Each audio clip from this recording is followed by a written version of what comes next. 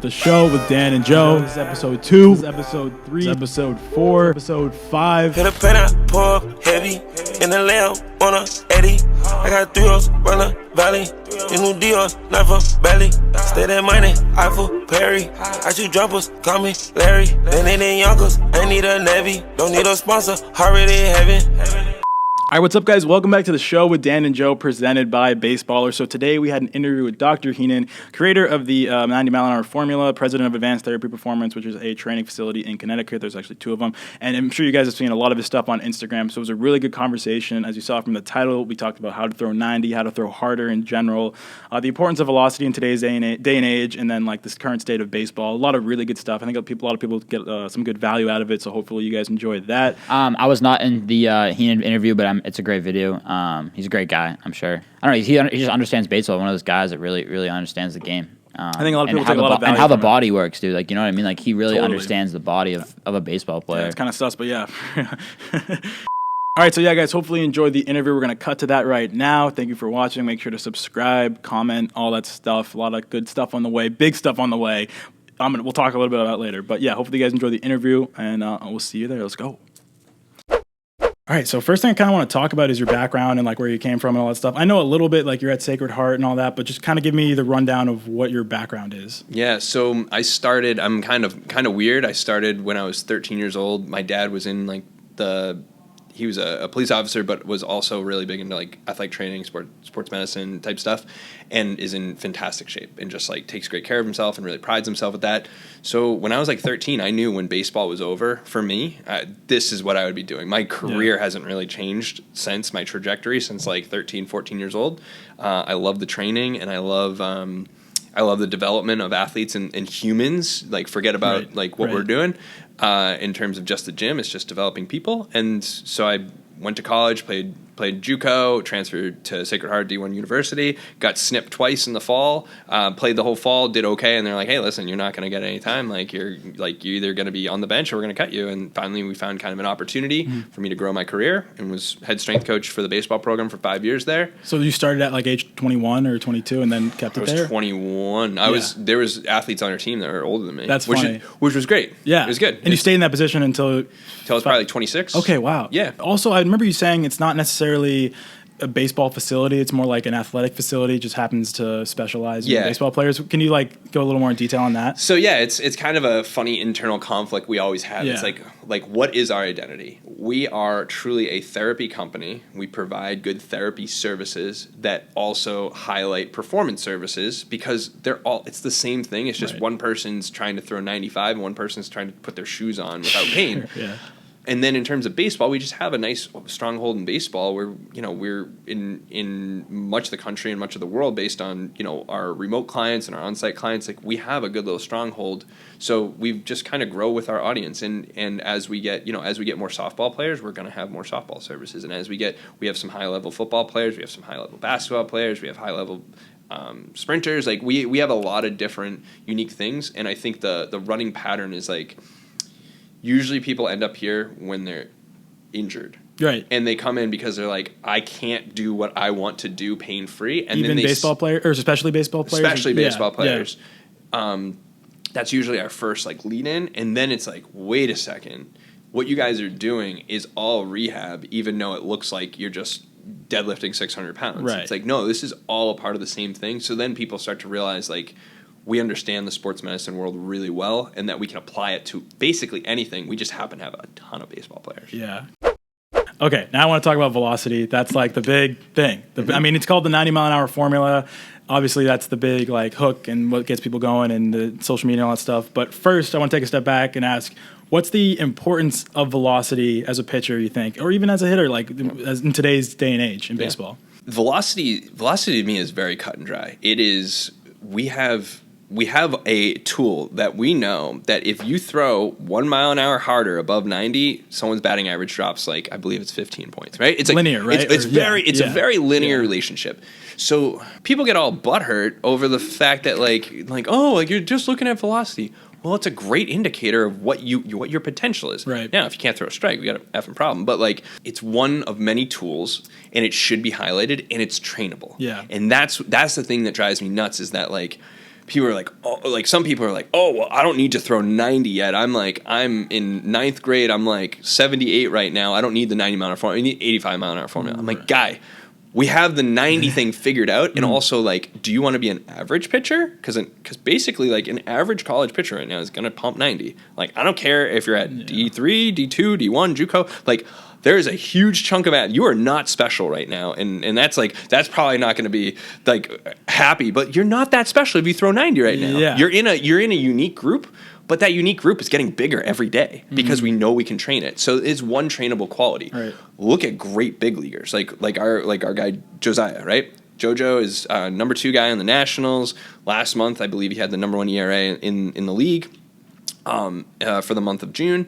And what we have done with JoJo is like 0.0001% making him better. It's like keep him a little healthy and let him blossom, and he is his own animal. He is going to make it one with ATP, without ATP, it doesn't matter. If you look at someone like JoJo, his greatest qualities isn't the fact that he throws 94, 96, it's the fact the ball moves. Right. So when you get to that level, that's the biggest, yeah. Right. You throw a nasty slider at 90 at a D2 or a D1 level, you can make a career out of that. Yeah. But it just depends. And it's the art of figuring out who you are, what your skill set is, and what can you leverage to get fucking outs. Do you think it's bigger, like, you think it's more important to find your lowest hanging fruit holding you back, or capitalize on your greatest strength as a pitcher or mover or whatever? Another great question. Yeah. What do you think? That was off the dome right there. Yeah, no. Let me ask you. I'm going to flip it to you. What do you think? I think it's a little bit of both. I think it depends on the athlete, right? So it's like, if you're lowest hanging fruit, if you're 130 pounds, okay, like, I think we know, like, no matter what. Mm-hmm. But if you lift good weight, whatever, like, if you lift, actually, like, for me, I lift pretty good, solid weight. Like, obviously my weight, how much weight I lifted didn't really correlate to how hard I threw. So just hammering strength training didn't really make sense. It was about going for movement patterns. So I think it depends on the athlete and maybe even the age of the athlete. Would you agree with that? Yeah, I think it's all on a spectrum. And I think understanding the quicker you understand what your elite tool is, and understand how you can highlight that, and then it's the constant balance, and this is where guys get so confused. It's like the constant balance of, like, I need to get outs today, and I need to compete, and I need to get a W. Stay on the field, yeah. And stay on the field, and that's the only way I'm going to get seen. It's the only way, all these things, and also I need to develop. So, like, you gotta know where your strengths and weaknesses are, and you got to know when you can highlight them. If you're a guy who can truly spot up, you're mid to high 80s, you can spot up, and you can throw any pitch and any count, then, like, you need to leverage that and make sure you're good. Now, you should still be chasing some velocity. Yeah. The answer is always both. Yeah. Right. They're not mutually exclusive. Right. Or whatever. Yeah. That makes a lot of sense. So if a kid came up to you, I'm just going to say, I don't know, say like a 15-year-old kid, average everything, whatever, just to be, player A. And he says, "Hey, Josh," or "Hey, Dr. Heenan, how can I throw harder? Like, how do I throw harder?" You probably get a million comments every single day saying that. So what would your answer to that be? Well, we look. That's why we look at the formula metrics, and like, I don't want to. We got a lunge, deadlift, chin up, body weight. Yeah. Put it up on the screen. Yeah. Everyone's seen it. Yeah, exactly. Long toss. So, like, for us, it's always with performance training, and knowing that velocity is the goal, and we know the formula works. It's like, let's pick the lowest hanging fruit. For most kids, most younger, like 15-year-old kids, most of them probably haven't done a proper lunge. Most of them probably can't do more than 1 or 2 chin-ups. Most of them probably don't deadlift with any real weight or do it with reasonably good form. And most of them are 30 to 100 pounds underweight. Yeah. The body weight is like, that is, you go out there, you walk out there right now on the floor, and you pick the 5 heaviest guys, and I promise you just pick. You don't even have to watch them throw. Yeah. You probably are gonna pick the guys who throw the hardest. Right, but then of course there's outliers here and there, right? Some guys need to gain weight, some guys need. So it's very specific to the athlete, which makes a lot of sense. I think a lot of people know that, but don't realize that it's like the 90 mile an hour formula isn't saying this, and this, you will throw 90. It's more just saying, like, these are baseline metrics that can help you safely throw 90. We know that those metrics, we have checks and balances in there. So if you can hit those metrics, and we get it all the time. It's like my favorite comments, they don't come as much as they used to, but it used to be like, your formula is bullshit. I hit all these metrics and I still don't throw 90. And I'm like, what's your lunge number? And efficient mechanics is one of them, right? Or like, the long toss is the optimal authentic mechanics is one of them. Yeah. some people say that's a cop out. It's not. It's not a cop out. It's something that I want to see transition from your long toss, your pull downs, and your mound. They should all be very similar. Yeah. But the long toss is going to be indicative. You just take, if you and I go out and we look at someone, we see them throw 300 feet or 100 yards, we know that they have 90 in the tank. It's physics. The amount of distance. Is it true that if to throw 100 yards, you have to throw at least like 89 miles an hour? Is that a real thing? Yeah, I've seen there's that, a lot of different debates on like, is it 88, is it 92, and it's, but the thing is like we're talking different trajectories. We're talking, some people are like, I'm going to throw it on a line. Some people, and I think the beauty of the long toss is like when we get, so 90 is like, it's not super elite now, but it's like getting closer to elite. Mm-hmm. A lot of people still can't tumble the ball properly, right? They don't even get the run on the ball like you'd get with like a Fuego, right? Where it's like you get that nice tumble, and it's like, okay, now we're gonna have that over under exactly. So they sail the ball, and they're like, well, like I can like kind of get. I'm like, dude, you can't even like control it and get behind it. So there's that piece. The formula works, but it's also like there's so many moving parts to. Just because it worked doesn't mean there isn't outliers, and also like we want longevity. I don't want any of our guys to make the big leagues and just go one game and be done. Like I want them to be there 10 years. Mm-hmm. I want them to make their paycheck, and I want them to be able to do like really elite things and highlight their elite skills and never miss a game. Yeah. That's my goal. Do you think the most important metric on? I mean, it's hard to say because they're all together, right? They're the most important together, whatever. But like, if you had to pick one. Would long toss be okay? Even like the biggest metric, long toss. If you want to just blindly find out if someone can throw 90, yeah, long toss. Do you think for gaining velo is long toss the best? Like I know it's hard to once again, but yeah, it's a lot of moving parts. The lunge is still I believe super underrated with that, and the lunge cleans up a lot of things, and it definitely helps. But yeah, I mean it's.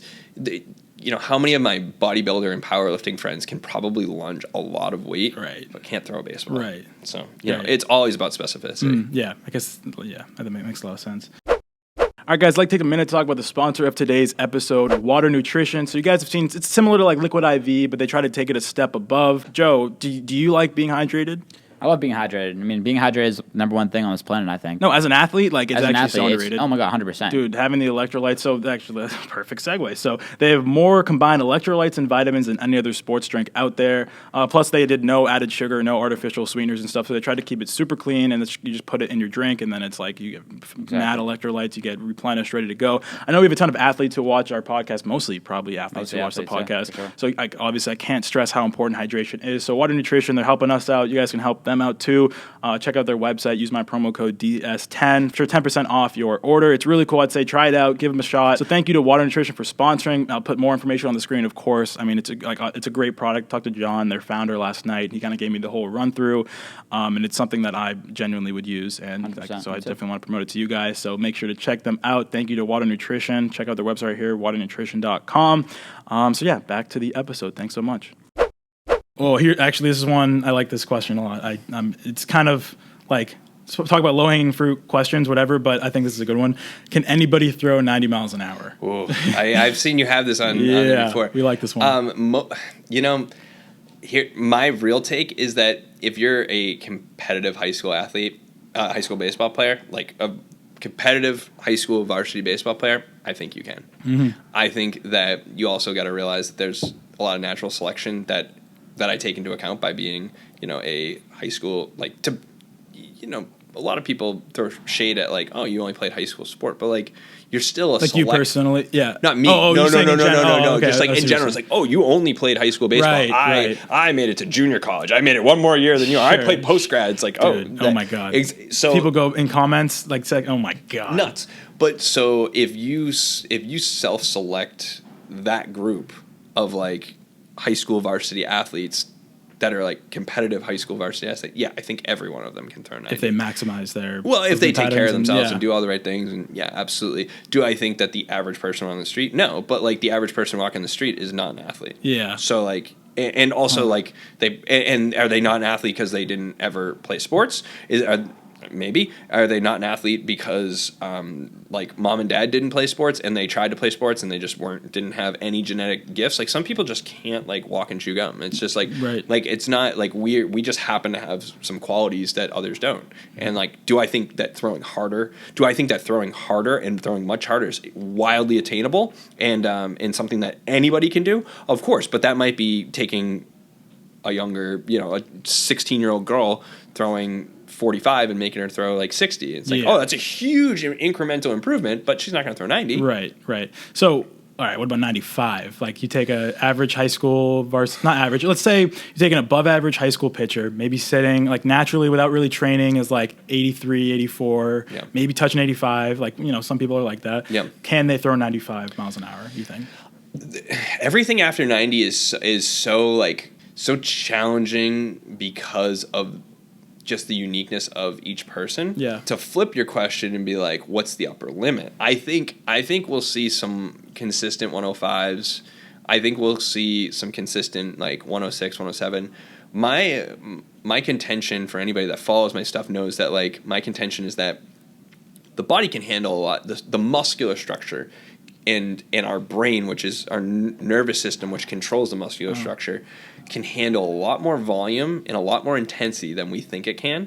Right. The UCL and happens to be the low-hanging fruit when someone starts moving poorly or timing things improperly or doesn't have the strength and resilience in their muscular system to decelerate themselves and get themselves in the right position to handle those loads. Right. I think that and I've said this before on another podcast, that in like 10 to 20 years will probably be, if you're going to be eligible, you're a high school senior, you're chucking 92, and you're doing like a combine for, a big league club or something, they'll probably take a little swab in your mouth, they'll probably run a DNA test, and they'll probably see like, hey, you have XYZ tensile strength, and I don't know what the metrics we're going to look at, but I think that's where this goes. You think that's where it's trending? And I think you'll be able to be like, hey man, he's got XYZ DNA, and he's got certain genetic capacities, and we think he's going to tap at 101, and maybe you got 101, and maybe for me in like the sports medicine realm, maybe I get that information and they say, hey, listen, he's got 101, like we think 101 is like where he taps because like his muscular structure, his all these other components, and that we have to limit you and be like, hey, we're only going to get you to 99, 100. We want to keep you in that range because that's like your safe zone. And I think that, because then you think about like Ben Joyce, right? Like, does it matter if he ever throws 106? No. You're right. But if he can throw 104, 103, 104 for the rest of his career, and he's healthy, then like the paychecks he's going to cash and the longevity he's going to have in his career and the amount of wins he's going to pile up and strikeouts and all these things, like the only thing that matters is keeping him healthy. Right. 106, in my opinion, for someone like that is like, is it the goal? Like, yeah, you should always be challenging it, but also like, at what point do we have that runoff where it's like it's no longer something that is worth attaining because like he's going to be on the DL. And I'm not trying to jinx him. I'm just saying for anybody, in like, general, right? What is his, and his ceiling might be 110. Right. I don't and know. He already had TJ, right? So did he? He had TJ a year ago, 2 years ago. So you think you could start? I mean, I don't really know if he already had TJ. You can get it again. So I don't really know. Exactly. Well, that then gets the question: Is it a UCL issue? It seems like for hard throwers, the UCL goes way before the shoulder. Like people who throw gas. The UCL is people don't understand that like when someone has like patellofemoral syndrome, when they have like their kneecap like rubs against their tibia or their fibia, tibia or their femur, to a properly moving patella, the amount of friction that's supposed to be in there is equal to 2 ice cubes rubbing against each other. Which is wild, right? Yeah. Like you think it's like there's nothing there. So it's like so it should be very smooth, easy, no like issues. At least that's the example that I learned in undergrad. It's like that's like the science behind it. It might have been disvalidated by now, but but I believe it's true. The UCL doesn't handle a ton of load. Have you ever seen the video I posted where it's like where they like show like someone? That was I remember seeing that one time. I was like, oh my god! Yeah, but it takes nothing. It's nothing. Yeah. But think about it. Like the amount of people that like. And you throw baseball at 80, even 80. Like that should blow your elbow up according to that, because our muscular system handles that load. So, like if you are strong and move well and you time well and your mechanics are efficient, throwing hard doesn't scare me. Right. So to kind of pivot off that, we were talking about like the greater state of baseball. I have a section called the state of baseball. So are you pretty bullish on like how the baseball as a whole is trending? And I keep that broad. Like I had like travel ball, but athletic development, even just like TV ratings. Like, are you pretty bullish on baseball, or are you more of a pessimist? I think we're going to see a big divergence in the next couple of years, where like a lot of good programs, high school, college, pro, are going to really accelerate. You look at the organizations that are constant, like in the big leagues, the organizations that are constantly in the mix for winning a World Series. They take care of their athletes from top to bottom. They give them the best of basically everything they can for the most part. Top-rated college universities often do it really, really well. Really good high schools crush it. Right, yeah. But like, look at the numbers. Baseball's a dying sport. It's like objectively, in terms of fans and all that stuff, it's a dying sport, and it's going to be interesting to see if the people that are in charge of making baseball better, which I think they're too old to be able to make something that's going to be super enticing for the next generation at this point, they're missing great opportunities. Mike Trout and Ohtani and I'm trying to think Judge. Yeah. I mean, there's a handful of guys. Soto. If I'm commissioner tomorrow, and I am not qualified to be commissioner, but if I was commissioner tomorrow, I'd be like, we're gonna take all of our chips and we're gonna put them on Soto, and we're gonna be like, this guy gets it. Did you see him at the I think it was the World Series where he was in the front. He had never gone to a big league game. Really? He's 21. He's 22. Crazy. Whatever the hell he is. So talk about like low hanging fruit in athletes. What's the lowest hanging fruit in baseball you think that could propel it upwards? What would make TV ratings start to have that, upshift, or whatever the word is, uptrend? Yeah. So my guess is that we have become very less loving towards our teams and more loving towards the individual. And baseball does not, as a whole, does not seem to really highlight the individual. Like, you look at football, it's like I could root for a football team, and like I know a lot more football players on the teams that I like, because like they highlight those guys, where it's like I'm not getting bombarded by big league stuff showing me like the great baseball players. They always want to make it about baseball and like the teams, but the players make the teams, and the players are the ones that like people are rooting for. Like, right. And I think Tom Brady's or Russell Wilson's. Exactly. And I don't think baseball has. I don't think that they've leaned into that enough. When they have like Mike Trout, for all intents, is like he's one of the best baseball players ever walked. Ohtani's lucky because he has the whole international side of it built in, like the whole world, right? But but think about it, like what he is doing, no one really has ever done before, and no one probably ever will, right? Like objectively, that's probably what's happening. Yeah. How is he not the face of this whole thing? Right. And like, there's a lot of ways we can spend that conversation of why that's happening, but he should be on every billboard everywhere, right? He's the best. I think about like when I ask someone who doesn't know sports, I'm like, they know LeBron, they know Tom Brady, not just because he's Patriots and we're from New England, but even just Tom Brady, you may know like a Cam Newton or but Russell they Wilson. lean into the story, right? The story behind like Tom Brady, everyone knows he was like the underdog, blah blah blah. He married a supermodel, all this stuff. Like, people should know Ohtani's story. People should know. I mean, it might not be as like dramatic and sensational, but even so, you can spin it in a way where it's like people take inspiration from it. But look what happened, and you may be just young enough not to remember it, but look what happened with Bryce Harper, right? So when I was watching, I'm definitely like a baseball purist. Like, I like in terms of like, if I was playing in college and someone ever bat flip off me, like I would have charged them. Do you think it's like ego thing or more just like because I think it was the time. It was inappropriate. And I mean, I'm only 35. I'm a little bit older than you, but like, well, actually, not little. I'm like 16 years old. Yeah. I'm double your age. That's crazy. But yeah, it's funny. So, but like, if someone did that 15 years ago, and like, you would have gone and pounded their face in. Right. That's what you would have walked out the mound. You would have charged them at second base, and you would have pounded their head in. Right. Yeah. Right. But Bryce Harper, when he was coming through the minors, I mean, he was like, Sports Illustrated at 16. He graduated high school young because he wanted to go and play JUCO. He set JUCO records as like a 17-year-old, like Golden Spikes absolutely winner, mashing. Like I mean, I think he was catching and pitching. He's like 97. Yeah, he's unbelievable.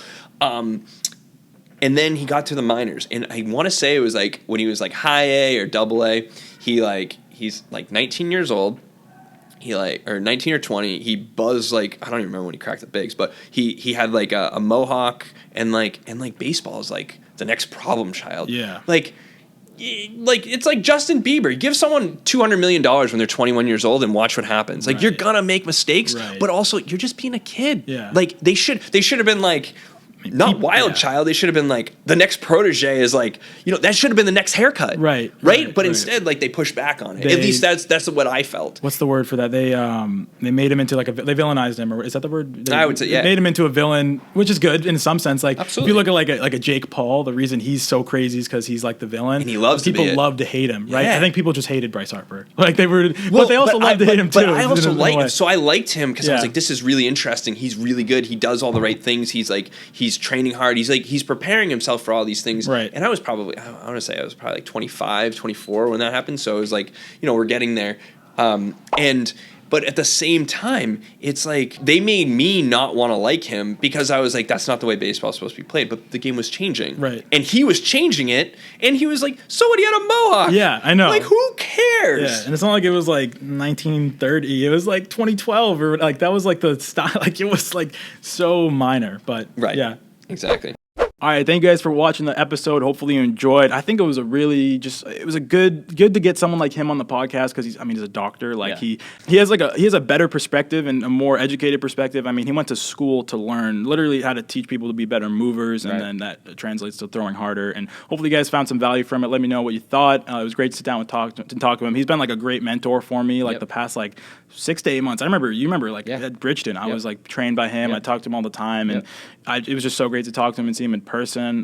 But yeah, what do you got? Check out the episode. I mean, I know that how much like Dr. Heenan's like really done for Dan. I mean, I've seen it up close and personal. So I mean, it's a pretty cool interview. And like he said, he's a doctor. He understands the game. He understands the body of a baseball player, and like that's very important. I think that's gonna be cool to hear. You're gonna learn a lot and take what you can from it. So. I mean, yeah, keep supporting the podcast and keep it going. See you guys next week. So, oh man, we got something big lined up. Yeah. So I think I'm gonna save it though. I don't think I'm gonna tell anyone. Dude, I think you just like go for I think you just like kind of just release it. Just like release it. Like next Sunday, it'll release. People will be like, "What?" Yeah, that's what I'm saying. Yeah. So like, you did that, you know. What I mean? Yeah. And then, I'm excited. So as you see, there's we're going to LA for All-Star Weekend. You guys can maybe make some guesses down below who you think the guest next week will be. Crazy. I'm so pumped. Yeah, I'm so dope, fired up. dope. So yeah, thank you guys so much for supporting. Make sure to drop a 5-star, subscribe, comment, blah blah blah blah blah.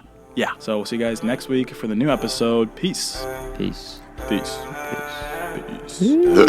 Jesus. Hit a pen, I pour up heavy. In the lamb on a Eddie. I got 3 O's, run a valley. These new Dior's, not for belly. Stay that money, Eiffel, Perry. I shoot jumpers, call me Larry. Then they in Yonkers, I need a Navy. Don't need a sponsor, already heaven. They calling me the man. Had to slow down, I done bought too many chains. So I rode by the engine a minute.